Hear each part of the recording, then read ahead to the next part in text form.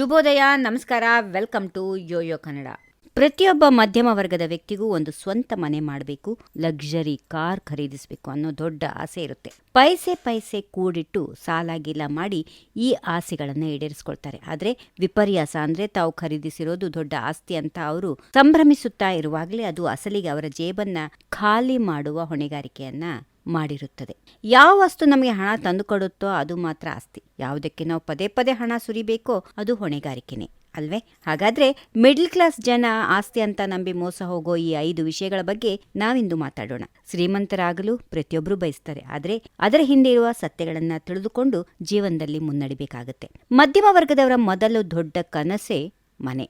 ಆ ಕನಸನ್ನ ನನಸು ಮಾಡಿಕೊಳ್ಳಲು ಸಾಲ ಮಾಡಿ ಮನೆ ಕಟ್ಟಿದ್ರೆ ಅದು ಆಸ್ತಿ ಆಗುತ್ತೆ ಅಂತ ಎಲ್ಲರೂ ಭಾವಿಸ್ತಾರೆ. ಆದ್ರೆ ನೀವು ವಾಸ ಮಾಡೋ ಮನೆ ಅಸಲಿಗೆ ಆಸ್ತಿ ಅಲ್ಲ, ಅದು ಹೊಣೆಗಾರಿಕೆ. ಯಾಕಂದ್ರೆ ಪ್ರತಿ ತಿಂಗಳು ನೀವು ಬ್ಯಾಂಕ್ ಬಡ್ಡಿ ಕಟ್ಟಬೇಕು, ಮನೆ ರಿಪೇರಿ ಮತ್ತು ನಿರ್ವಹಣೆಗೆ ಹಣ ಸುರಿಬೇಕು. ಅದೇ ಮನೆಯನ್ನ ನೀವು ಬಾಡಿಗೆ ಕೊಟ್ರೆ ಅಥವಾ ಲಾಭಕ್ಕೆ ಮಾರಾಟ ಮಾಡಿದ್ರೆ ಮಾತ್ರ ಅದು ಆಸ್ತಿ ಅನಿಸ್ಕೊಳ್ಳುತ್ತೆ. ಇಲ್ಲವಾದ್ರೆ ಅದು ನಿಮ್ಮ ಸಂಪತ್ತನ್ನ ಕರಗಿಸುತ್ತಾ ಹೋಗುತ್ತೆ. ಇನ್ನು ಎರಡನೇ ದೊಡ್ಡ ತಪ್ಪು ಅಂದ್ರೆ ಸಾಲ ಮಾಡಿ ಹೊಸ ಕಾರು ತೆಗೆದುಕೊಳ್ಳೋದು.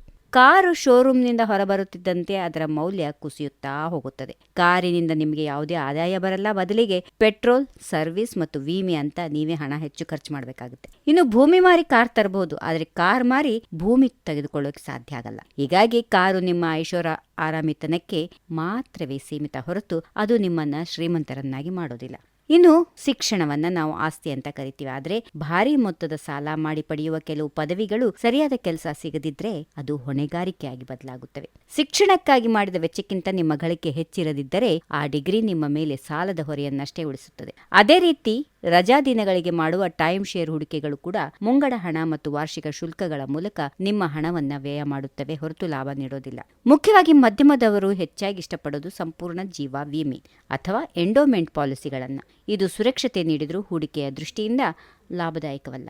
ಇಲ್ಲಿ ನಿಮ್ಮ ದೊಡ್ಡ ಮೊತ್ತದ ಹಣ ಬಹಳ ವರ್ಷಗಳ ಕಾಲ ಲಾಕ್ ಆಗಿರುತ್ತದೆ ಮತ್ತು ಸಿಗೋ ರಿಟರ್ನ್ಸ್ ಕೂಡ ತುಂಬಾ ಕಡಿಮೆ ಇರುತ್ತವೆ. ಇನ್ನು ಶ್ರೀಮಂತರಾಗಬೇಕಾದ್ರೆ ನೀವು ನಿಮ್ಮ ಹಣವನ್ನ ಎಲ್ಲಿ ಹೂಡಿಕೆ ಮಾಡಬೇಕು ಅನ್ನೋ ಸ್ಪಷ್ಟತೆ ಇರಲೇಬೇಕು. ಈ 5 ವಿಷಯಗಳ ಬಗ್ಗೆ ಸಾಕಷ್ಟು ಜಾಗರೂಕರಾಗಿದ್ರೆ ಮಾತ್ರ ಆರ್ಥಿಕ ಸ್ವಾತಂತ್ರ್ಯವನ್ನ ಪಡೆದುಕೊಳ್ಳಲು, ಜೀವನದಲ್ಲಿ ಯಶಸ್ಸು ಸಾಧಿಸಲು, ಹಾಗೆಯೇ ಜೀವನದ ಕೆಲವೊಂದು ಕನಸುಗಳನ್ನ ನನಸಾಗಿ ಮಾಡಿಸಿಕೊಳ್ಳಲು ಸಾಧ್ಯ ಆಗುತ್ತೆ.